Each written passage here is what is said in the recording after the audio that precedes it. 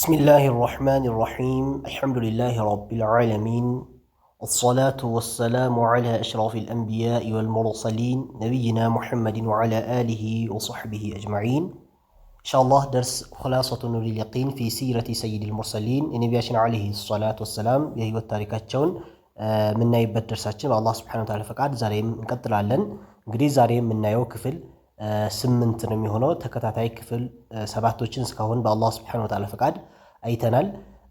ባለፈው ላይ እንግዲህ የጀመርነው የመጀመሪያ ዙር የነቢያችን አለይሂ ሰላም የህይወት ታሪካቸውን አይተን ነበረ።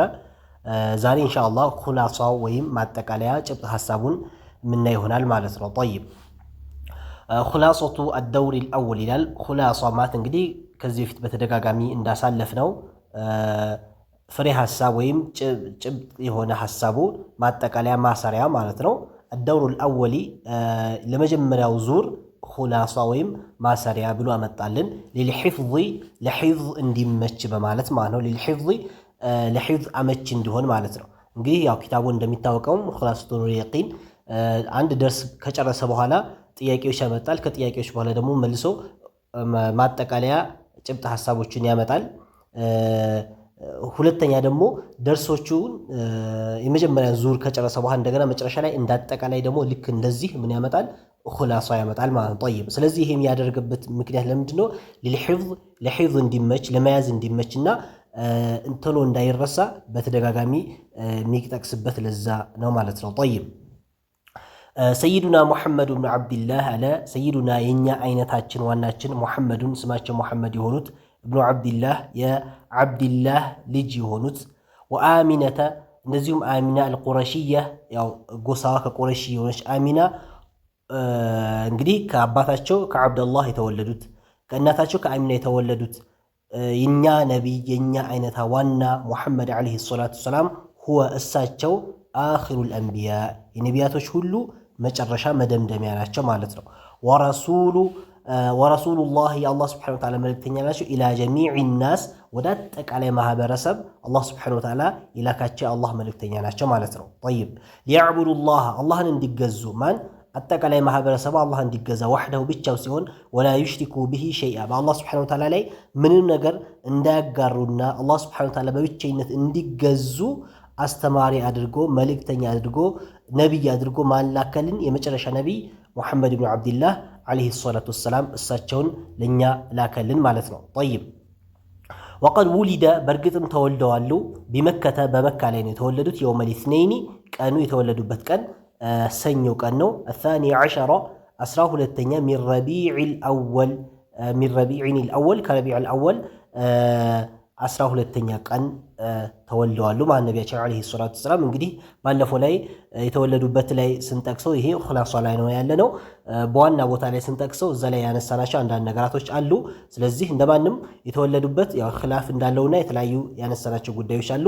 አላ ኩል አህዋል በሰኞ ቀን በረቢዕ አልአወል 12 ላይ ተወለዱ እያለ ነው። طيب وكان ነበር ዋሊዱሁ ወላጅ አባታቸው قد توفي ሞቶ ነበር قبل ولادته እሳቸው ከመወለዳቸው በፊት ነው። እንግዲህ እሳቸው ገና ጽንስ ላይ ሆነው ነው ገና እንደተረገዙ ነው አባታቸው አብዱላህ የሞተው ማለት ነው። ወዱፊነ ተቀብረዋል ቢልመዲነቲ መዲና ላይ ነበር የተቀበረው። ፈረበትሁ እሙሁ ከዛ በኋላ እንግዲህ ከወለደችው በኋላ ተንከባክባ ማሳደግ የያዘችው ማን ነበረች? እናታቸው አሚና ነበረች ማለት ነው።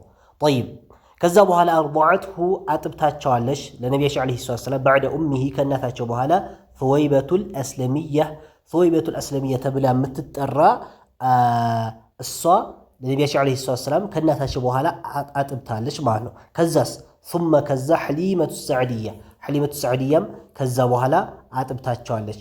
وفي السادسة በስድስተኛ من عمره እድሜያቸው 6 ዓመት ከሆነ በኋላ توفيت امه እናታቸው አሁንም ሞተች ማለት ነው። ቢልአብዋ በሚባል ቦታ እንግዲህ ከዚህ በፊት ያው ወደፊትም አጎታቸው ሚስታቸው በተለያየ ሁኔታ እያሉ ነብያችን አለይሂ ሰላም አላህ Subhanahu Wa Ta'ala ወደፊት ለትልቅ ደረጃ ለትልቅ ጉዳይ ስላዘጋጃቸው አሁን ለራሱ የተወሰነ ፈተና ወይም የተወሰነ ችግር ላይ ነው እንዲያድጉ ያደረጋቸው።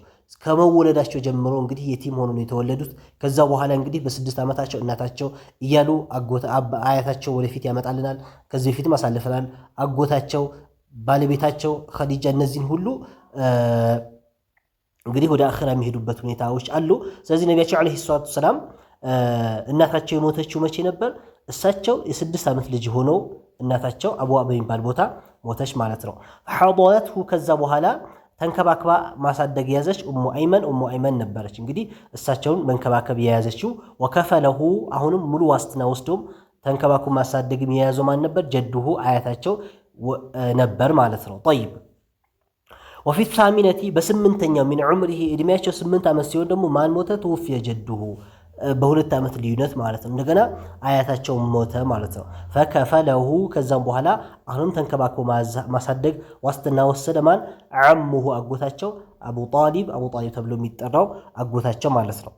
ወፊ ታሲዓቲ እድሜያቸው 9 ዓመት ሲሆን ሚን ዑምሪሂ ከእድሜያቸው ሳፈራ ነቢያቸው ዓለይሂ ሰላቱ ሰላም ጉዞ አደረጉ መዓ ዓሚሂ አቢ ጣሊብ ከሚባለው አጎታቸው ጋር ጉዞ አደረጉ። ወዴት? ኢለ ሻም ወደ ሶሪያ ወደ ሻም ለንግድ ጉዞ አድርገዋል ማለት ነው። የመጀመሪያ ጉዞአቸው ነበር።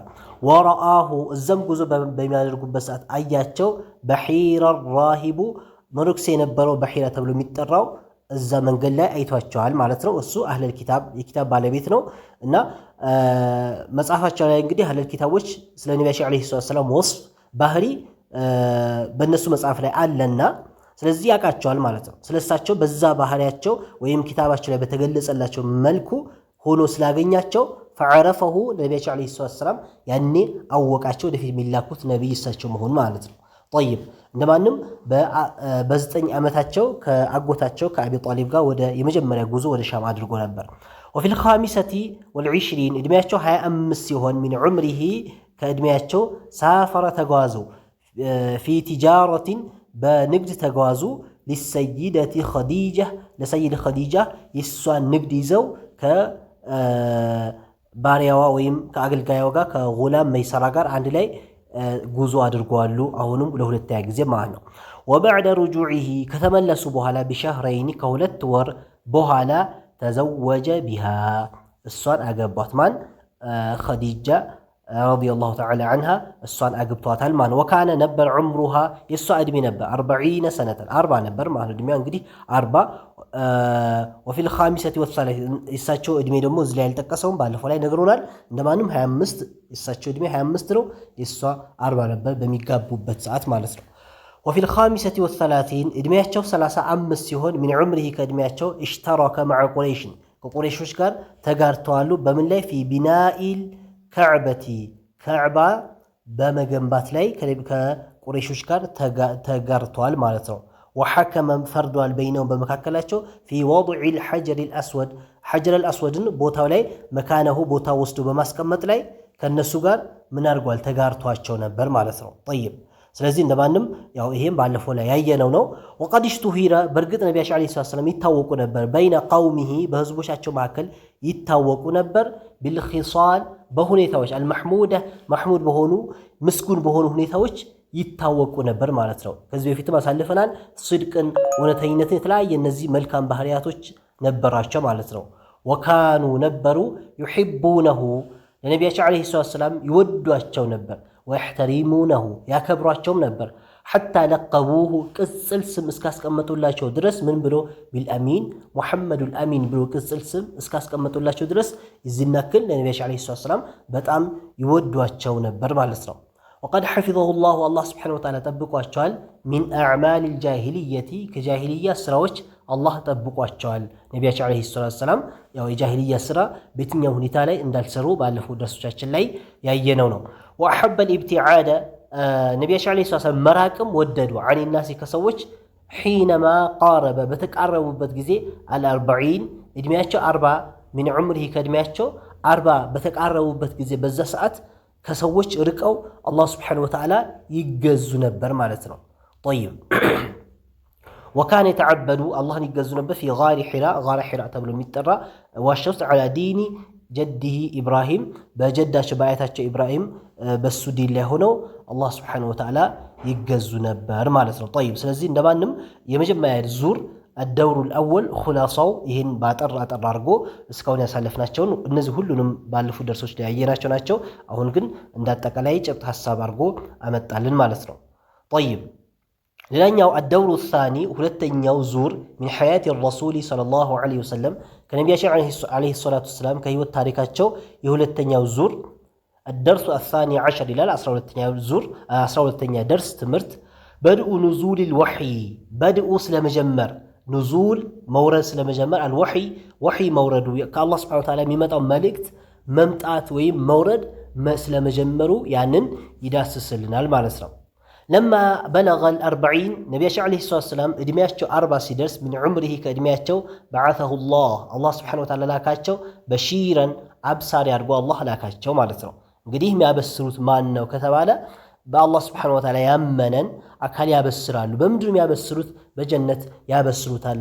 በአላህ ያመነ እሳቸውን የተቀበለ የአላህን ትእዛዝን የፈጸመ የሆነ ሰው አላህ Subhanahu Wa Ta'ala ጀነት አለልህ ብሎ ያበስሩታል ማለት ነው። طيب ሌላኛውስ ወነዚረን አስጠንቃቂ ማርጎም አላህ ልኳቸዋል ማለት ነው። እንግዲህ ያስጠነቅቃሉ። የሚያስጠነቅቁት ከጀሃነም እሳት ነው። ማንን የሚያስጠነቅቁት?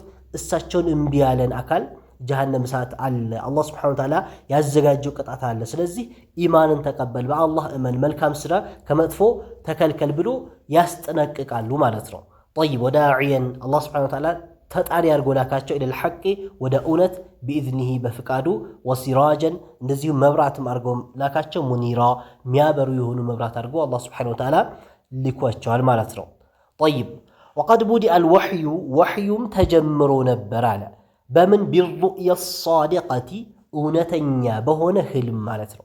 እንግዲህ ነቢያችን ዐለይሂ ሰላም ጅብሪል ወርዶ ኢቅራ ከመምጣቱ በፊት ወይም ቁርአን አያ ከመምጣቱ በፊት በህልባቸው የሚያዩት ነገር ነበር ማለት ነው። طيب ምንድነው? ፈካነ ነበሩ ላ የራ አያዩም ነበር ሸይ አንድም ነገር ፊ ነውሚ በእንቅልፋቸው ኢላ የሆነ ቢሆን እንጂ ተሐቀቀ ፊ የቀዘቲሂ ተሐቀቀ የተረጋገጠ ቢሆን እንጂ ፊ የቀዘቲሂ ማለት በነቁበት ሰዓት በህልማቸው አንድም ነገር አያዩም ከነቁ በኋላ የተረጋገጠ ቢሆን እንጂ ማለት ነው። ያ ማለት ምንድነው?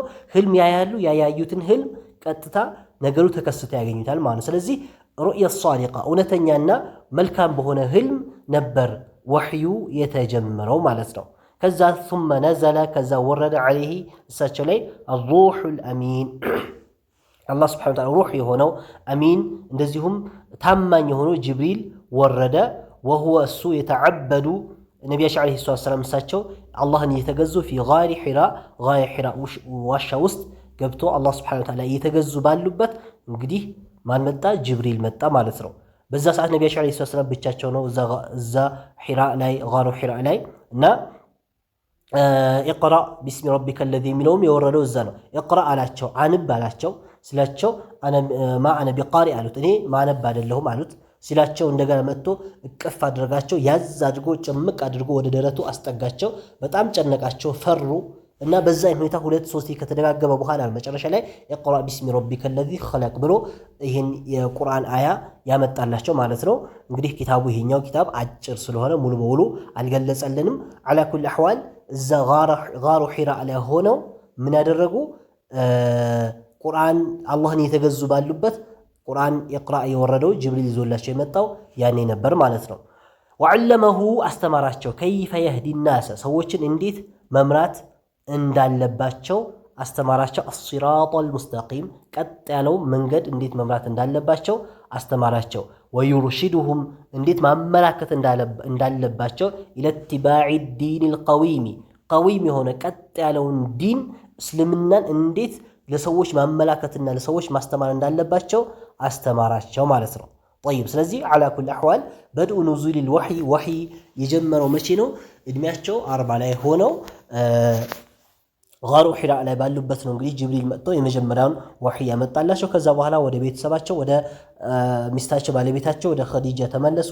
ደሲሩኒ ሸፍኒ ብሎት በጣም ተጨንቆና ተጨናንቀው ሄዱ። ከዛ በኋላ ሙደሲር መጥቶ ወደ ዳዕዋውን መግባታቸው ኢንሻአላህ ወደ በቀጣይ ደርስ ላይ ምናያቸው ይሆናሉ ማለት ነው። طيب አስኢላ ጥያቄዎች መታ ቡዒሰ ሰለላሁ ዐለይሂ ወሰለም ነቢያችን ዐለይሂ ሰላም የተላኩት መቼ ነው እያለ ነው። አንድ ከይፈ ቡዲአ አልወህዩ ወህዩስ የተጀመረው እንዴት ነው? ከአላህ Subhanahu Wa Ta'ala ዘንድ የሚመጣው መልእክት የተጀመረውስ እንዴት ነበረ? መን ينزل عليه بالوحي የአላህ Subhanahu Wa Ta'ala መልእክቱን ወህዩን ይዞ የሚወርደውስ ማን ነበር? አይነ ነዘለ በመጀመሪያ ጊዜ ሲወርድ عليه እሳቸው ላይ ጅብሪል በሚወርድበት ሰዓት የት ነበረ እሳቸው ዘንድ የመጣውና የወረደው? ማዛ ዓለመሁ ምንድንስ አስተማራቸው የሚለውን እንግዲህ አሁን ካየናቸው ላይ የወጡ ጥያቄዎች ናቸው። አልኹላሷ ማጠቃለያ ጭብጥ ሐሳቡ በዓተሁ ላሁ አላህ ላካቸው ኢለናስ ወደ ሰዎች ዓላ ረእሲል አርበዒን እድሜያቸው ልክ 40 ራስ ላይ 40 ላይ ሲሆኑ ሻርፕ 40 ላይ በሚሆኑበት ሰዓት አላህ ሱብሓነሁ ወተዓላ ነቢይ አድርጎ ላካቸው። ወቀድ ቡዲአ አልወሕዩ ወሕዩም ተጀምረዋል ቢሩእያ ሳሊሐቲ መልካም በሆነች ሩእያ ወይም ህልም ነበር ወሕዩ የተጀመረው ማለት ነው። ጠይብ ስለዚህ ዓላ ኩል አሕዋል ዛሬ ላይ ያየነው ምንድነው ኹላሳውን መጀመሪያ አይተናል። ሁለተኛ ደግሞ ነቢያችን ዓለይሂ ሰላም ወሕይ እንዴት ተጀመረ የሚለውን አይተናል። ኢንሻአላህ በቀጣይ ደርስ ደግሞ ቀጥሎ ያለውን ነቢያችን ዓለይሂ ሰላም ሱረቱል ሙደሲር ወርዶላቸው ሰዎችን ማስተማር እንዴት እንደጀመሩ ዳዕዋ በሲር እንዴት እንደጀመሩ ኢንሻአላህ ወደፊት ምናያቸው ይሆናል። ሰምተን ምንጠቀም እንደዚሁም የነቢያችን ዓለይሂ ሰላም ታሪክ ባህሪ ሁሉ ነገር አውቀን እሳቸው በትክክል ምንከተል አላህ ያርገን። ወላሁ ስብሓነሁ ወተዓላ አዕለም። ወሰለላሁ ዐላ ነቢይና ሙሐመድ ወዐላ አሊሂ ወሰሕቢሂ ወሰለም።